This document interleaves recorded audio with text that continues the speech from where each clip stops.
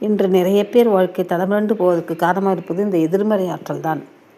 பொறாமையில் ஒருவருக்கொருவர் நன்றாக இருக்கக்கூடாது என்ற இடத்தில் ஏவல், பில்லி, சூனியம் வைப்பது, செய்வினையை ஏவி விடுவது, இது போன்ற மந்திர தந்திர வேலையில் ஈடுபடுகிறார்கள். சில பேருக்கு இதில் நம்பிக்கை இருக்கலாம், சில பேருக்கு இதில் நம்பிக்கை இல்லாமலும் இருக்கலாம். ஆனால் நம்மளுடைய வாழ்க்கையும் இது போல் எதிர்மறை ஆற்றல் மூலம் பாதிக்கப்பட்டிருந்தால், வீட்டில் இது போல் ஏதாவது கெட்ட சக்திகள் தங்கி இருக்குன்னு நம்ம நினச்சோம்னா, அதிலிருந்து நம்ம விடுபட எளிமையான ஒரு முருகர் வழிபாடு. இந்த முருகர் வழிபாடை எப்படி செய்யணும் அப்படின்னு சொல்கிறோம். உலக மக்களை காக்க வேண்டும் என்பதற்காக பராசக்தி தாய் தன்னுடைய அத்தனை சக்தியையும் வேல் ரூபத்தில் முருகனுக்கு கொடுத்துள்ளார். அந்த வேல் நம்ம 24 மணி நேரமும் பாதுகாக்கும். வேலவனை நினைத்து பின் சொல்லக்கூடிய இந்த ஒரு மந்திரத்தை உச்சரிக்கும் போது நம்மை சுற்றி ஒரு பாதுகாப்பு வட்டம் வந்துவிடும். எவ்வளோ பெரிய செய்வினையாக இருந்தாலும் அது நம்மை நெருங்காது.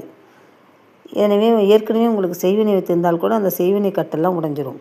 ஒரு தாம்பூலம் தட்டில் சுத்தமான பசுதான விபூதியை கொட்டி விடுங்கள். அந்த விபூதிக்கு மேலே ஓம்ன்ற வார்த்தையை ஆள்காட்டி விரலால் எழுதணும். இதை அப்படியே பூஜை அறையில் வைக்கணும். நம்முடைய வீட்டில் வேல் இருந்தாலும் அந்த வேலை எடுத்து விபூதி மேல் நிற்க வைக்கலாம். இன்னும் கூட சக்தி அதிகமாக ரெட்டிப்பாக கிடைக்கும். செவ்வரளி பூக்களை வைத்து இந்த வேலுக்கு அர்ச்சனை செய்யணும். வேல் இல்லை என்றால் அந்த விபூதிக்கு மேலேயே செவ்வரளி பூக்களை போட வேண்டும்.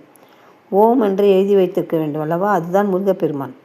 ஒவ்வொரு முறை பூக்களை போடும்போதும் ஓம் ஐம் ரீம் வேல் காக்க, ஓம் ஐம் ரீம் வேல் காக்க, ஓம் ஐம் ரீம் வேல் காக்க என்று 108 முறை சொல்லிக்கொண்டே அர்ச்சனை செய்ய வேண்டும். வழக்கம்போல் விளக்கேற்றி வைத்துவிட்டு இந்த பூஜையை செய்ய வேண்டும்.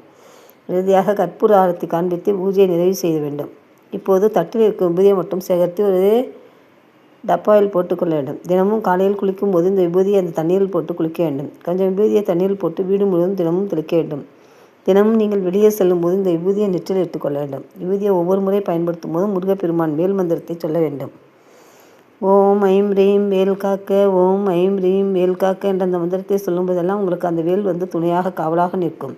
இந்த பூஜையை எந்த கிழமையில் வேண்டுமென்றாலும் நீங்கள் சூரிய உதயத்துக்கு முன்பாக செய்து அந்த விபூதியை எடுத்து தயார் செய்து வைத்துக்கொள்ள வேண்டும்.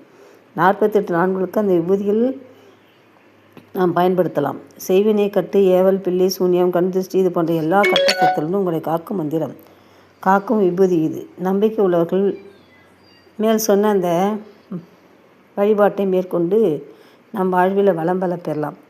எல்லா இடங்களுக்கும் நாம் போய் பணத்தை அழிக்கிறதை விட நம்முடைய வீட்டிலேயே முருகனுடைய வரவழைத்து முருகனுடைய அருளை பெறுவோம்.